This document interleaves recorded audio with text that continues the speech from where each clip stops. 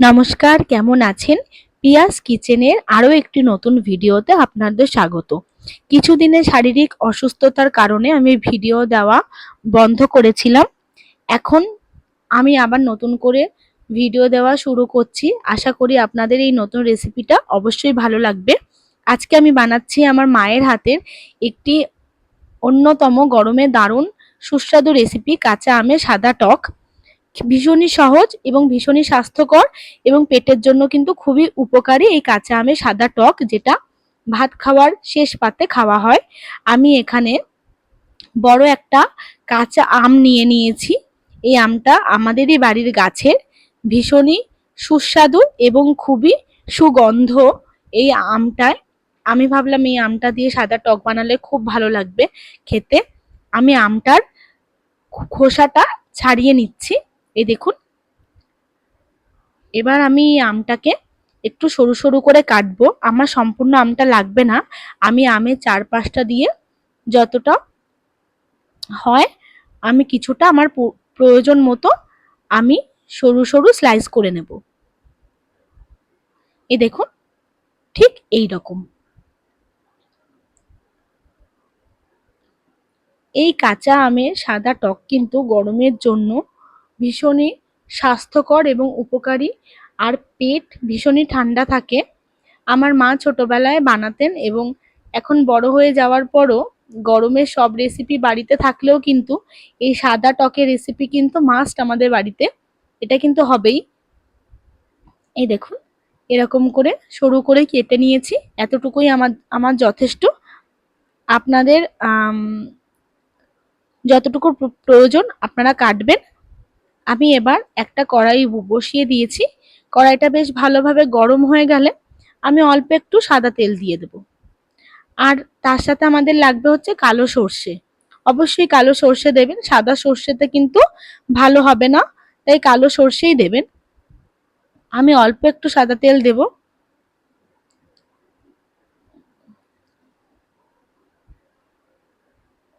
এবার তেলটাকে ভালোভাবে গরম হলে আমি ওই সর্ষেটা এর মধ্যে দিয়ে দেব।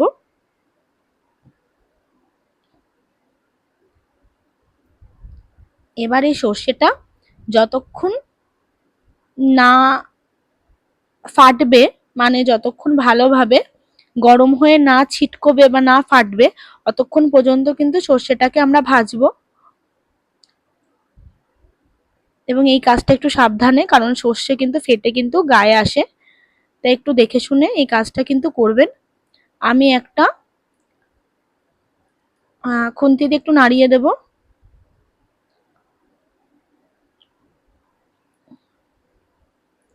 আপনারা যারা আমার চ্যানেলের নতুন সদস্য তারা অবশ্যই চ্যানেলটা সাবস্ক্রাইব করবেন এবং ভিডিও ভালো লাগলে লাইক এবং শেয়ার করবেন।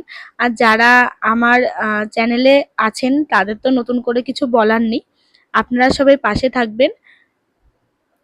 আশা করি এই নতুন রেসিপিটা আপনাদের অনেক ভালো লাগবে। সর্ষেগুলো ভালোভাবে ভাজা হওয়ার পর একটা গন্ধ বেরিয়েছে সুন্দর। এবার আমি এই কাঁচা আমগুলো কিন্তু দিয়ে দেবো এবং এই কাঁচা আমটা আমি ভালোভাবে একটু নাড়িয়ে নেব সর্ষের সাথে।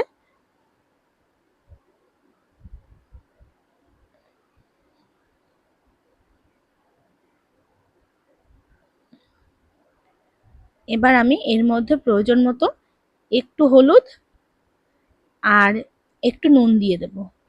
এটা কিন্তু একদমই অল্প অল্প দেব।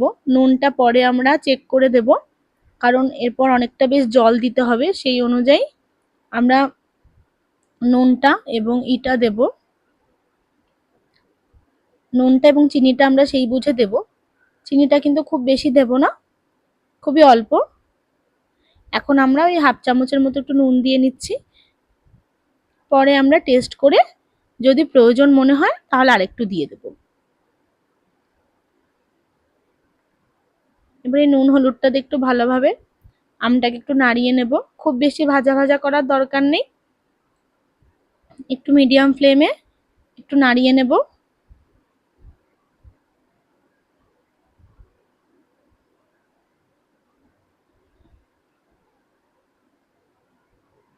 এবার আমি প্রয়োজন মতো জল দিয়ে দেব।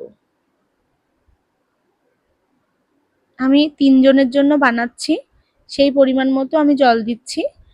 আপনাদের বাড়ির সদস্য অনুযায়ী এবং যে কজন খাবে সেই অনুযায়ী আপনি জলটা দেবেন।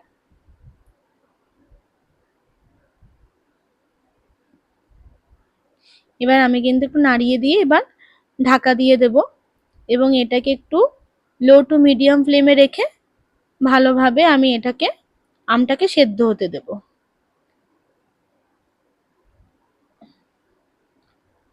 আমি এখানে লো টু মিডিয়াম রেখেছি, টেম্পারেচারটা কম করা এখানে। এবার একটু সময় দিতে হবে।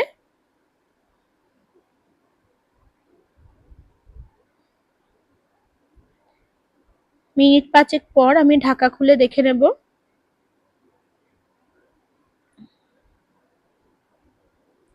একটু চেক করে নেব আমটা নরম হয়েছে কিনা।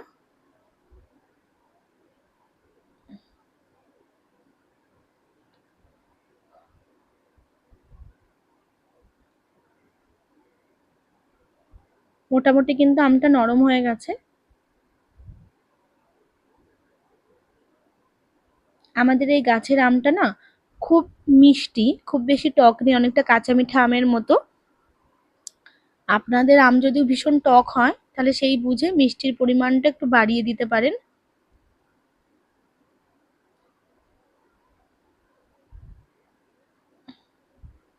আমি একটু নাড়িয়ে দেব।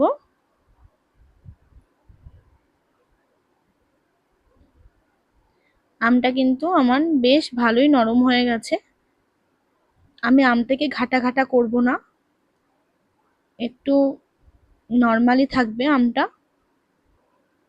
এবার আমি একটু স্বাদ মতো একটু চিনি দেব, যেহেতু আমি বললাম এই আমটা খুব বেশি টক না, তাই আমি খুব বেশি চিনি দিইনি।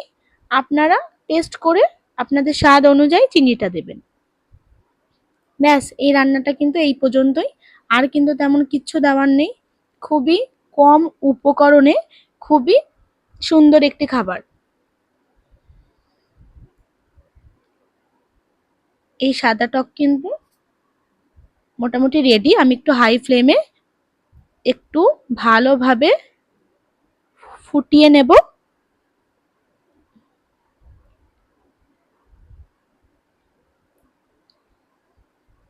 টকবক করে একটু ফুটলেই কিন্তু আমি অফ করে দেব। ব্যাস, আমাদের কিন্তু একদম কিন্তু তৈরি হয়ে গেছে কাঁচা আমের সাদা টক। আপনি এটা চাইলে ভাত দিয়েও খেতে পারেন, আবার ভাত খাবার পরে বাটি করে এমনিও খেতে পারেন। দুটোই কিন্তু দারুণ মজাদার। আর অবশ্যই এটা খেয়ে আমাকে নিশ্চয়ই মেসেজে জানাবেন, কমেন্টে জানাবেন যে আপনাদের কেমন লাগলো পুরো রান্নাটা এবং কেমন হয়েছে টেস্ট। আর অবশ্যই বাড়িতে বানিয়ে খাবেন, গরমের জন্য কিন্তু এটা ভীষণই স্বাস্থ্যকর। এবং পুরো ভিডিওটা দেখার জন্য আপনাদেরকে অনেক ধন্যবাদ। আশা করি আপনাদের এই নতুন রেসিপিটা অনেক ভালো লাগলো। দেখুন কি সুন্দর দেখতে হয়েছে।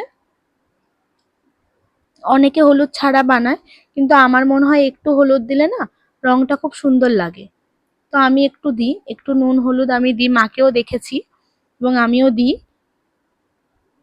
আপনাদের কারোর যদি মনে হয় সাদা টক মানে সাদা হবে, হলুদটা দেবেন না, সেটাও করতে পারেন, ওটাতেও কোনো সমস্যা নেই।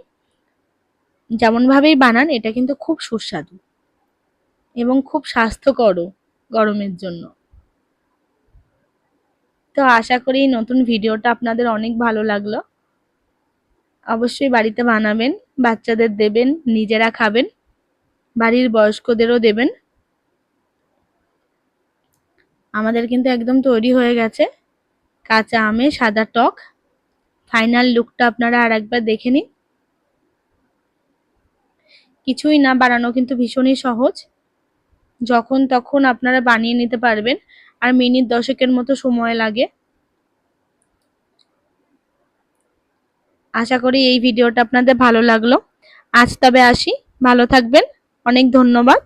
নমস্কার।